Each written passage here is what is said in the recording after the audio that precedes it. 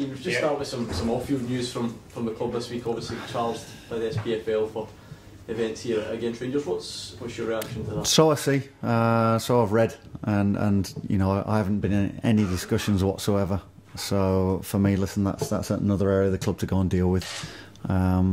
So no quotes or comments on that, to be honest, because it isn't anything that I've got myself het up about or bothered with. You know, that's something, someone else to take care of that. You obviously had your players banned though quite a long time ago. Yep. Given the time that's passed since then, did you perhaps think you had heard the last of that type of situation? Well, all I knew was that, you know, the two players that are still at the club that were involved have been punished. They'll finish their punishment tomorrow, and from then on we'll have them at our disposal. So you know, for me, that's been dealt with, and as I said at the end of last season, you know, we have to take it on the chin and move forward. On a bit of a lighter note, what does a win against Inverness do for confidence in the opening week? Yeah, it gives you a self-belief that what you're doing is right, is that the players have worked hard in pre-season, that they've taken on board exactly what we wanted them to, and gone and shown that they're good players and can go and make a difference in this division, and we have moved forward. We've made good strides forward. Hopefully, we can back that up now by victory at home, which would be a very good start for us. Stephen McManus just pointed out that the team actually won on the opening day last year, so I think right. it's all about really building on that now. Yeah, no one's taking anything for granted. You know, we were strong at the back end of last year at home, but no one's presuming that we're just going to carry on where we left off last year. We've got to work extremely hard to go and earn the right to get a victory, and we know that Dundee United will be wanting to get off the mark as well after last week. So, you know, threats that they will pose, we've got to be aware of, but we've got to make sure that we play our game, and we do it in front of our fans to get them fully behind us. There was a lot of change last season, of course, yourself coming in as well. Do you feel that there's now a clear spine to your team? Do you feel that's there now? Well, I think people are understanding what we want from certain areas of the pitch, and it is something that the spine is important for I'm sure any manager and coach will tell you. You know, they want a strong spine of the team. You know, we've brought in players in all areas down that spine to go and make sure that we are strong, and to make sure that the other parts of the team are also working in unison with that spine. But you know, we're comfortable with the players we've got. We're comfortable with the squad we've got. Yeah, we'd like to add maybe one to that, but you know, and certainly with Stephen Pearson, I'm sure you're going to come on to that as well, where he is. But you know, we've got to make sure that we've got a competitive squad, that if we do pick up injuries, suspensions, we can deal with anything that comes our way. So is that in midfield that you'd be looking to add those one or two players? I've stated the last couple of weeks I'd like to add a midfielder. I think we are light in that area, covering that area, and it's something we've been working on this week, even before Stephen Pearson's injury came about. So you know, it is an area we need to be looking at. Stephen, have you had a chance to? He's having a scan this afternoon, so we had to make sure that the swelling had gone down, and that area was as stable as possible before getting those scans. So knowing where we are, we knew he'd be out for this weekend. That's no surprise.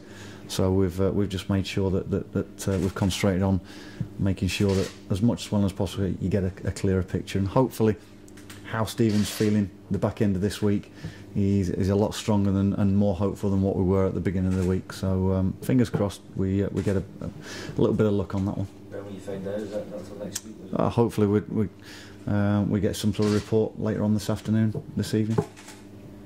With well documented injury problems last season, you must be sort of hoping you'd seen the back of that sort of thing. It'd be a huge blow for someone who's been a big part of the team. It would be, but whatever injuries we have picked up or little niggles we've picked up in pre-season are because of contact injuries, impact injuries.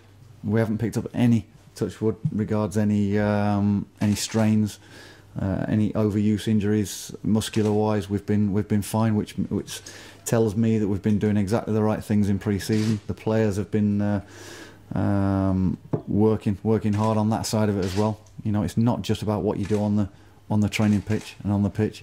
It's how you look after yourself away from the ground as well. It's what we do in preparation for training. Each player's got individual programs, and going forward, you know, that's something that hopefully we can build on and make sure that we limit the amount of injuries that you do pick up. You mentioned that I can see 8 games unbeaten at Fir Park towards the end of last season. Is it something you really can continue that momentum? Was it 8 or 9? We did. Yeah, you want to carry that on. Of course you do. You want to make sure that you're strong at home. That gives you a basis to go and build any season on. We had to pick up more victories away from home, more results. We started that last week, and we've got to make sure that we're strong. And it's a horrible place for visiting teams to come. We have to make sure that they know what we're about. They know what to expect from us, and that we're a threat.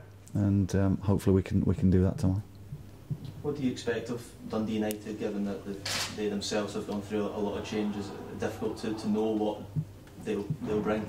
Yeah, the model that they build their club upon is one of developing young players, one of selling young players on, so that they know whoever goes in there knows that that's the philosophy, and that if they do well with players and they all of a sudden they put themselves in the limelight, there's a chance that they're going to have to sell. So that's important, that they constantly have a conveyor belt of players coming through, whether that's bringing them new into the building or coming from the academy. And it's something that we've stated that we'd like to become that type of model. For us to be self-sustaining, you have to go and do that. You have to go and put players in that shop window and allow them to flourish. You know that at any time you may lose them. So they'll be all right. They'll be fine. They've lost 3 very good players from last year, but looking at their team, they've got some really good youngsters coming through as well, with some of the new guys that they've brought in the summer. And I think Jackie will be comfortable with what he's working with. And if you win a penalty this weekend, will Scott McDonald be taking it? Yes. Yeah. He hit the target. The keeper made a good save, and Scott is our penalty taker. And he's got the confidence to go and step up again. He was disappointed, of course he was, but he made the keeper work. The keeper took a gamble, and he made the save. So you can't legislate for that. All you can ask is somebody to be confident and go and step up. Any other team news?